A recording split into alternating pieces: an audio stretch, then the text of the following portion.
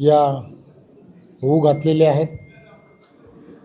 पुणे महानगरपालिकेची निवडणूक सुद्धा 15 तारखेला होणार आहे आणि आपण सर्वजण जाणता की गेली वर्षानुवर्ष पुण्यामध्ये ज्या गतिमान पद्धतीने केंद्रामधलं असणारं नरेंद्र मोदींचं सरकार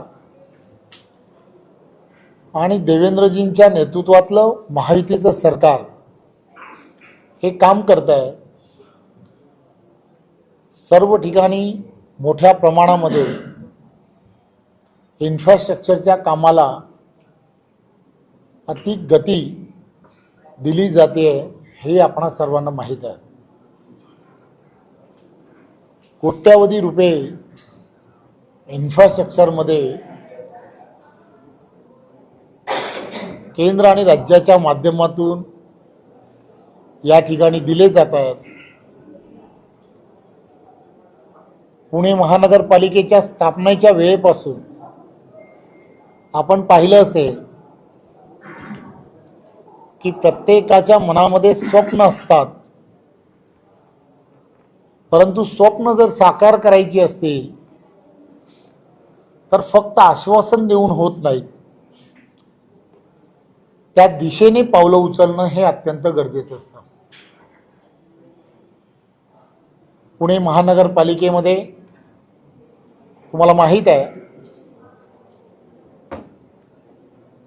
पूर्वी कधीतरी मेट्रोच्या संदर्भामध्ये मेट्रो करण्याच्या संदर्भातला ठराव हा महानगरपालिकेत झाला, परंतु त्यानंतरच्या काळामध्ये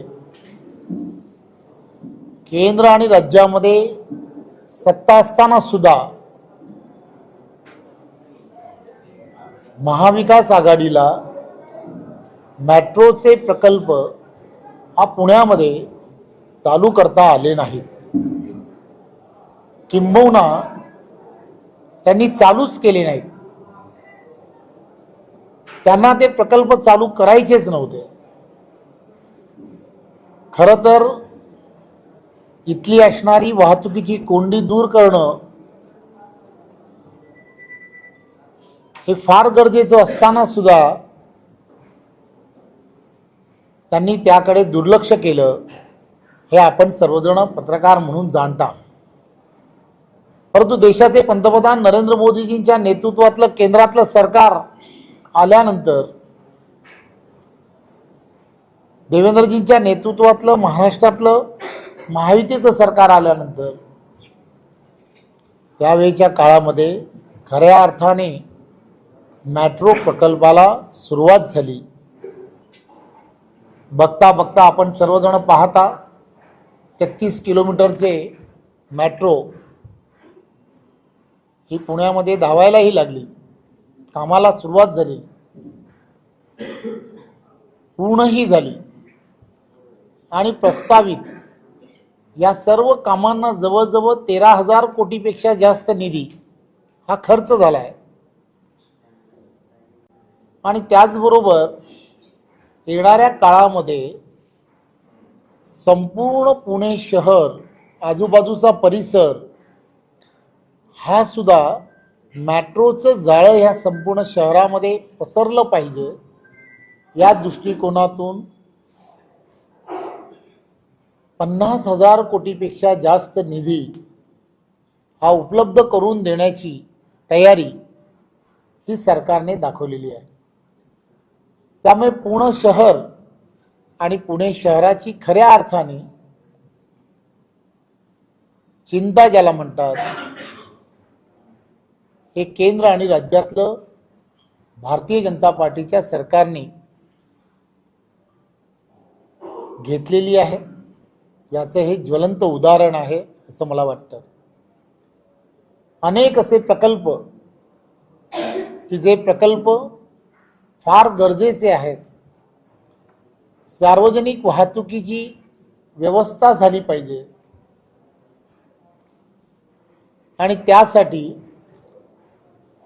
प्रदूषण विरहित ती असली पाहिजे आणि म्हणून इलेक्ट्रिक बसेस 1000 इलेक्ट्रिक बसेस या पुणे शहरासाठी, पुणे महानगरपालिकेसाठी देण्याचा निर्णय ही भारतीय जनता पार्टीच्या सरकारने केलेला आहे. त्यामुळे एक ना अनेक असे प्रकल्प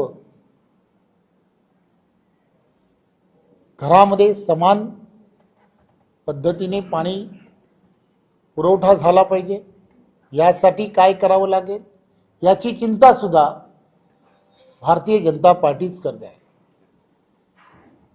त्यामुळे सर्व भागांमध्ये विकास होणं हे जसं गरजेचं आहे, त्याचप्रमाणे बाह्य रस्त्यांमुळे, रिंग रोड्समुळे सुद्धा वाहतुकीची असणारी शहरातली कोंडी फुटू शकते, असा विचार सुद्धा भारतीय जनता पार्टीच्या माध्यमातून गतिमान पद्धतीने करण्याला सुरुवात झाली आणि लवकरच हेही सर्व विषय हे मार्गस्थ होणार आहेत. केंद्र आणि राज्याच्या असणाऱ्या वैयक्तिक लाभाच्या असंख्य योजना या पुणे महानगरपालिका असेल किंवा इतरही भागांमध्ये मोठ्या प्रमाणामध्ये राबवल्या जात आहेत. नदी संवर्धनाच्या संदर्भातला सुद्धा निर्णय घेऊन त्याचं लवकरात लवकर त्याला पूर्णत्वाच्या दिशेने नेणं हा सुद्धा विचार हा भारतीय जनता पार्टीचं सरकारच करत आहे. केंद्र आणि राज्यामध्ये असणारं सरकार 2047 पर्यंत विकसित भारत बनवण्याचं जे स्वप्न आहे, विकसित महाराष्ट्र बनवण्याचं जे स्वप्न आहे,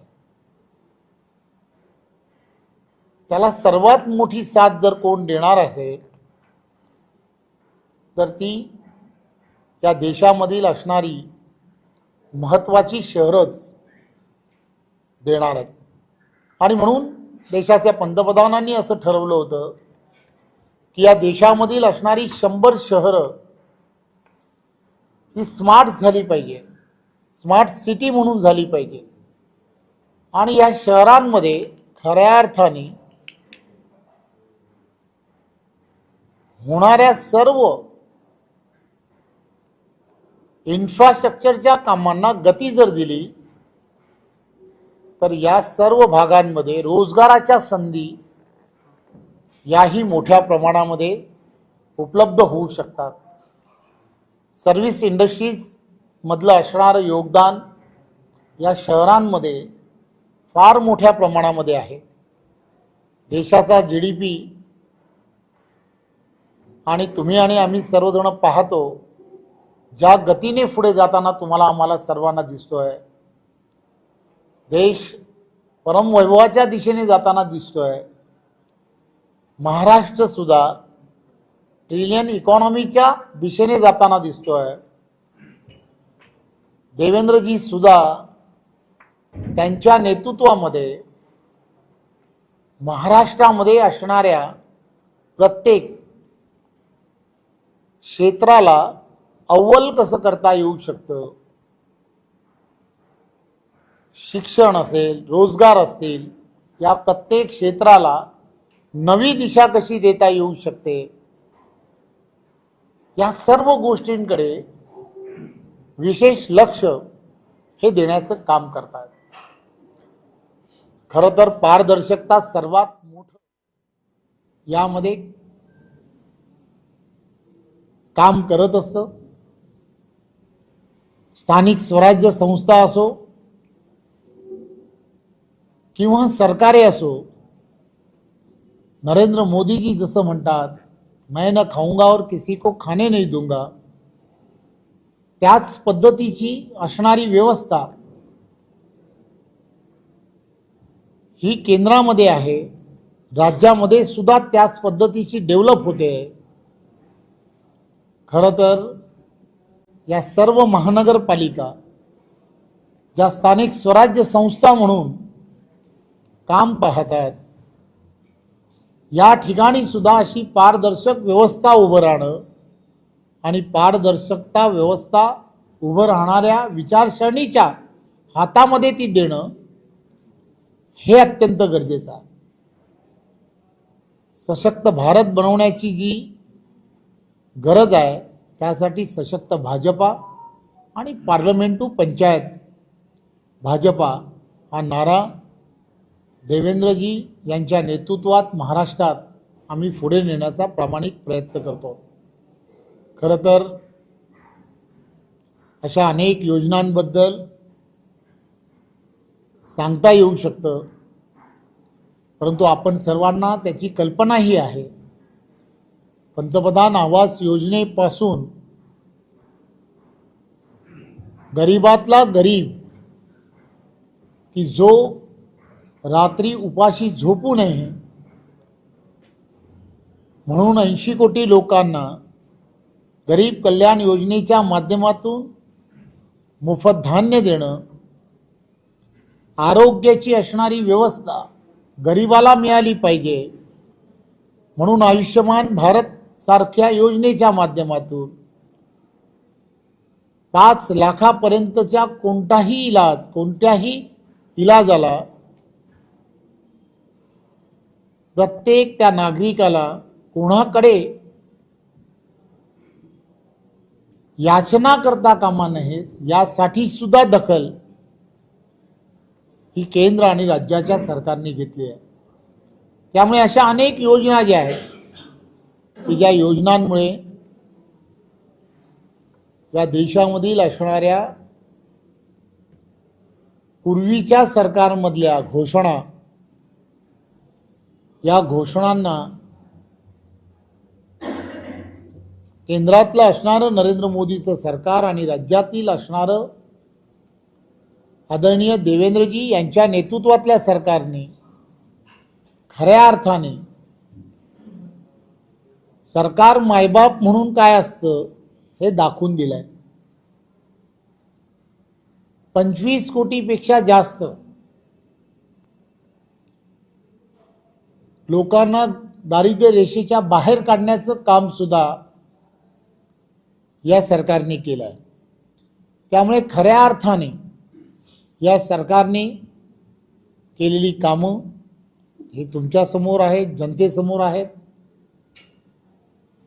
पुणे शहर IT हब म्हणून ओळखलं जातं. त्यामुळे या पुणे शहराला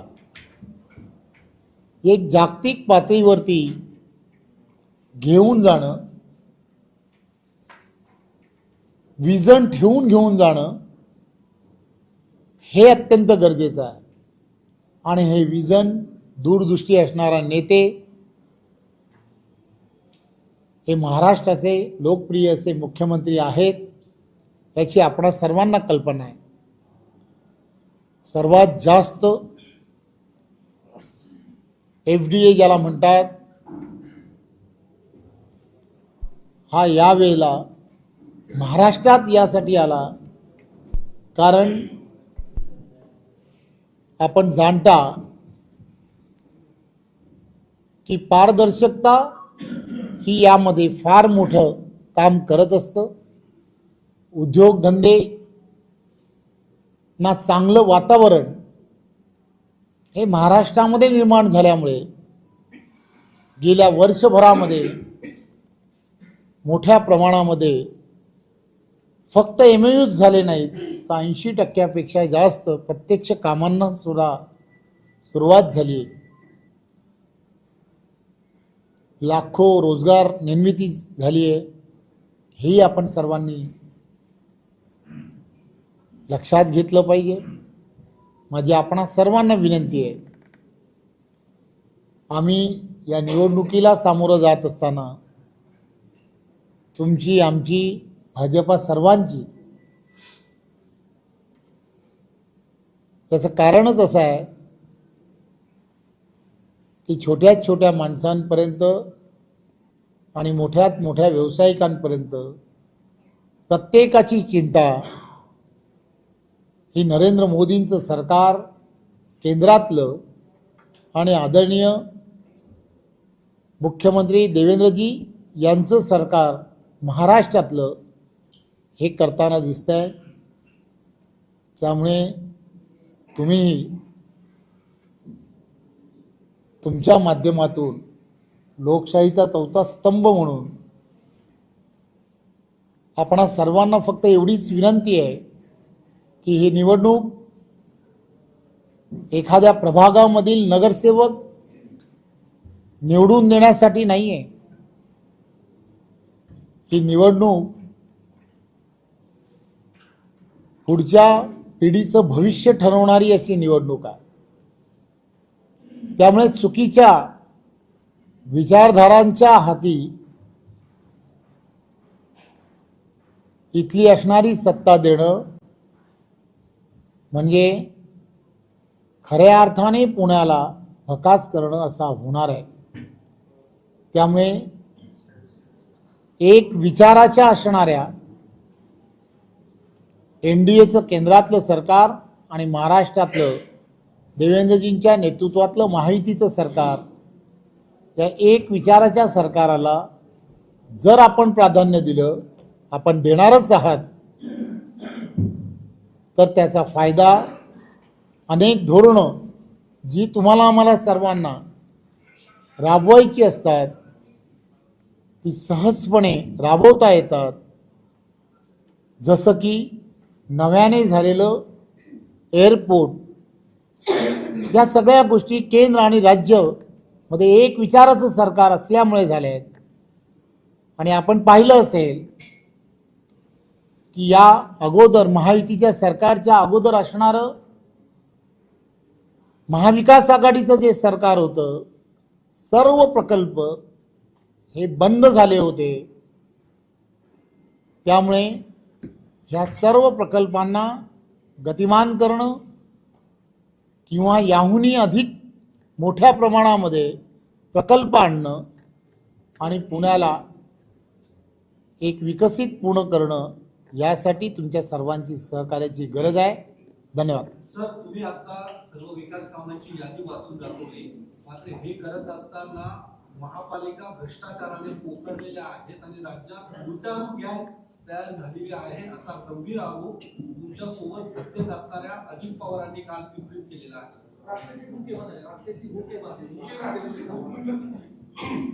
अजित पवारांचं हे वक्तव्य जे आहे, हे वक्तव्य निवडणुकीच्या पार्श्वभूमीवरती असणारं हे वक्तव्य आहे असं मला वाटतं। अजित पवारांनी खुद के गिरेबान में झाँक के देखना चाहिए जसं हिंदीमध्ये म्हणतात, ते पाहिलं पाहिजे। ते कोणत्या पक्षाबद्दल म्हणतायत? नरेंद्र मोदीजींच्या नेतृत्वातल्या असणाऱ्या पक्षाबद्दल म्हणतायत, देवेंद्रजी यांच्या नेतृत्वामधल्या असणाऱ्या पक्षाबद्दल म्हणतायत। खरं तर आरोप प्रत्यारोप कसे करावेत हे त्यांनी ठरवलं पाहिजे। आम्ही कधी आरोप करायला गेलो तर त्यांना फार अडचणी निर्माण होतील याची त्यांनी काळजी घेतली पाहिजे असं मला वाटतं। एकच